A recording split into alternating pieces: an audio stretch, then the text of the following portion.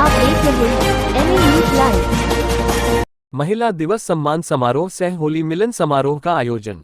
आज अंतर्राष्ट्रीय महिला दिवस के अवसर पर पटना के हिंदुस्तानी आवाम मोर्चा के द्वारा आयोजित महिला दिवस सम्मान समारोह सह होली मिलन समारोह का आयोजन 12 एमस्ट्रैंड रोड पे किया गया, जिसमें हिंदुस्तानी अवाम मोर्चा के संस्थापक जीतन राम मांझी, पार्टी के राष्ट्रीय अध्यक्ष डॉक्टर संतोष सुमन, प्रदेश अध्यक्ष अनिल सिंह, बाराचट्टी विधायक ज्योति मांझी और अन्य उपस्थित रहे। इस कार्यक्रम में बिहार के विभिन्न जिले से महिलाएं पहुंची। कार्यक्रम की शुरुआत दीप प्रज्वलित कर किया गया तथा महिलाएं एक दूसरे को गुलाल अबीर लगाकर होली की शुभकामना दी।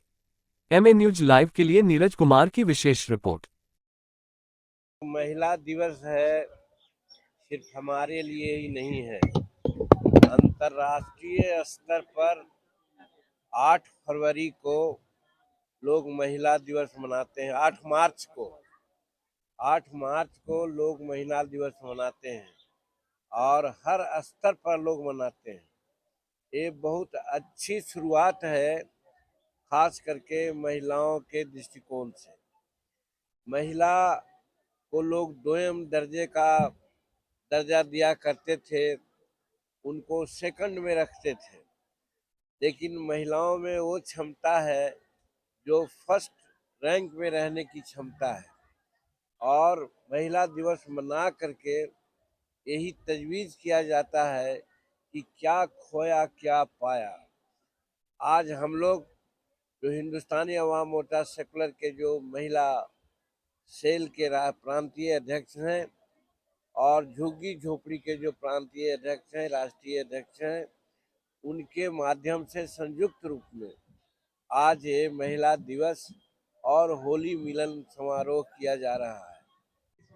यहाँ पर भी हमारे यहाँ पंचायती राज में भी है, जीविका के माध्यम से हमारी महिलाएं बहुत सशक्त हो रही है। उनको बैंकिंग की और समूह बनाने का जो गुण सीखी है, लोगों को नेतृत्व करने का गुण सीखी है, वो तो हो ही रहा है। अभी और आगे जाना है, इतना आगे जाइए जमाना आपके पीछे पीछे चले, लोग आपके पीछे पीछे चले और कोई लड़ाई झगड़ा नहीं करना है। हमारी जैसे गीता बहन सुनीता बहन लड़ रही है, टीका लगाने के लड़ रहे हैं, सब छोड़ दीजिए।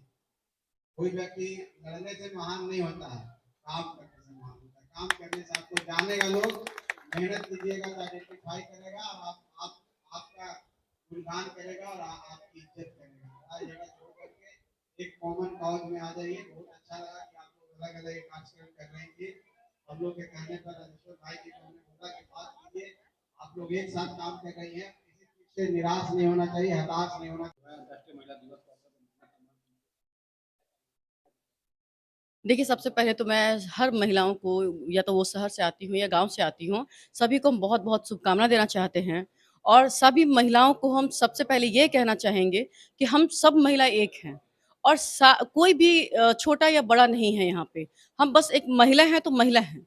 और सारी महिलाओं से हम आग्रह करना चाहते हैं कि जितनी महिलाएँ हैं, आप दूसरे पे निर्भर ना हो करके आप खुद बाहर निकल कर के आइए। जब तक आप बाहर नहीं निकलेंगे तब तक आप किसी के लिए कुछ नहीं कर पाएँगे, खुद के लिए तो भूल जाइए। तो हम कहते हैं कि सबसे सर्वोत्तम महिलाएँ हैं।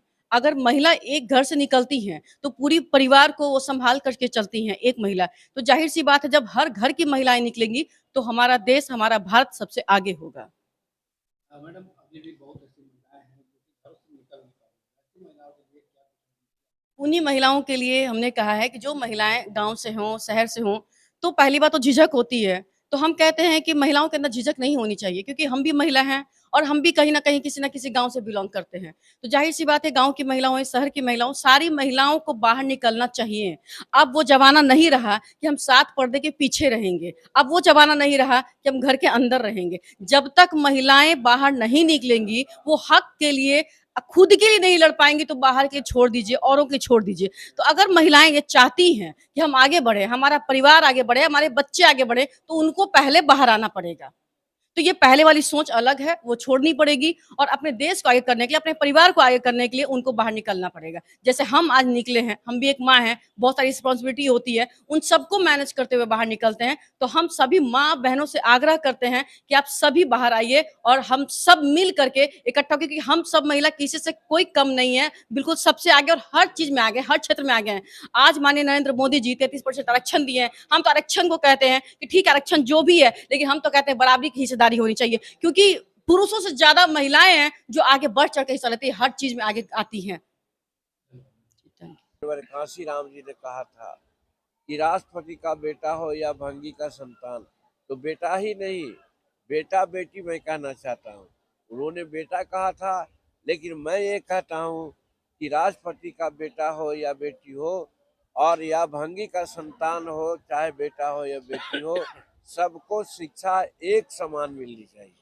आज वो शिक्षा एक समान नहीं मिल रही है, जिसके चलते अमीर घर के बेटियां तो कुछ आगे बढ़ रही हैं, वो भी सभ्यक रूप में आगे नहीं बढ़ी है, लेकिन गरीब घर की बेटियां, और हिंदुस्तानी अवाम मोर्चा सेकुलर का आप सिद्धांत जानते होंगे, हम लोग जात में और कौम में विश्वास नहीं करते।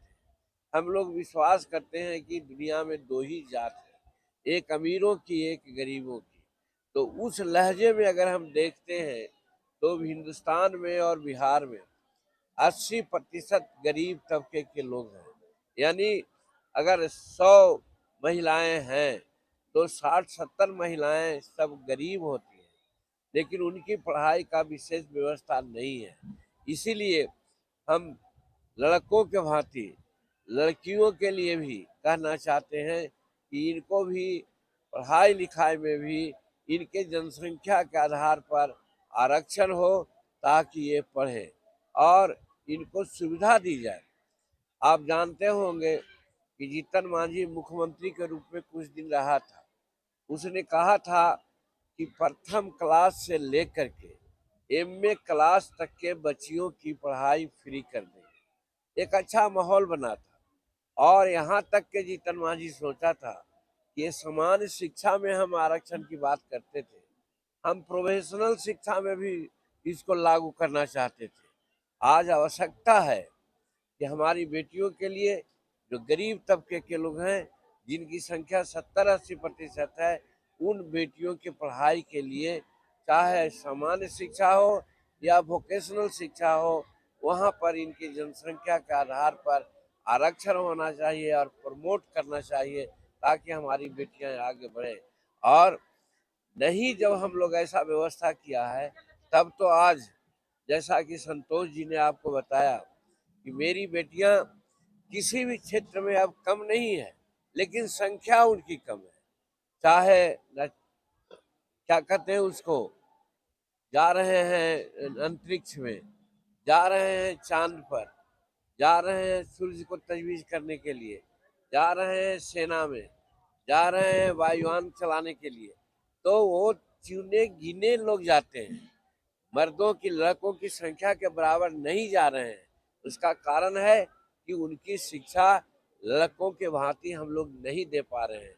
तो आज महिला दिवस के अवसर पर हिंदुस्तानी अवाम मोर्चा सेकुलर की मांग है कि जिस प्रकार से हमारे बच्चे पढ़ते हैं, उसी प्रकार से हमारे बच्चियों को उसी मात्रा में पढ़ाने की व्यवस्था की जाए, और उसी मात्रा में उनके लिए हर विधाओं में आरक्षण दिया जाए।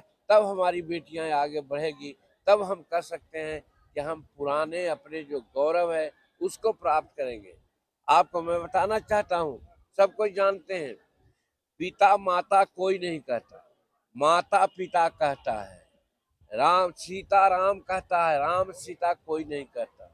उसी प्रकार से राम सीता न सीता राम कहते हैं, राधा कृष्ण लोग कहते हैं, कृष्ण राधा नहीं कहते हैं। ये क्या मतलब है? इसका मतलब है हमारे युगों युगों से महिलाओं को तरजीह दिया गया है, उनको आगे रखा गया है। ये प्रकृति है, प्रकृति में हमारी महिलाओं को एक अलग स्थान दिया है। तो जब हमारी पुरानी संस्कृति है जिसमें हम महिलाओं को स्थान दिया है, तो आज वर्तमान में जब 21वीं शताब्दी में हम लोग आए हैं और महिला सशक्तिकरण की बात बोलते रहते हैं, आज महिला दिवस मना रहे हैं, तो महिला दिवस मनाने के पीछे हम लोगों का एक काम भी होना चाहिए। वो काम होना चाहिए कि चाहे शिक्षा हो, चाहे सेना हो, चाहे अंतरिक्ष हो, चाहे जहाँ भी हो, हमारे बेटियों के लिए 50% आरक्षण होना चाहिए। पढ़ाई के लिए भी 50% आरक्षण होना चाहिए। एमएलए, एमपी, राज्यसभा, काउंसिल, सब में हमारे बेटियों के लिए 50% आरक्षण होना चाहिए। आज के इस महिला दिवस के अवसर पर हम ये मांग करना चाहते हैं। बहुत बहुत धन्यवाद।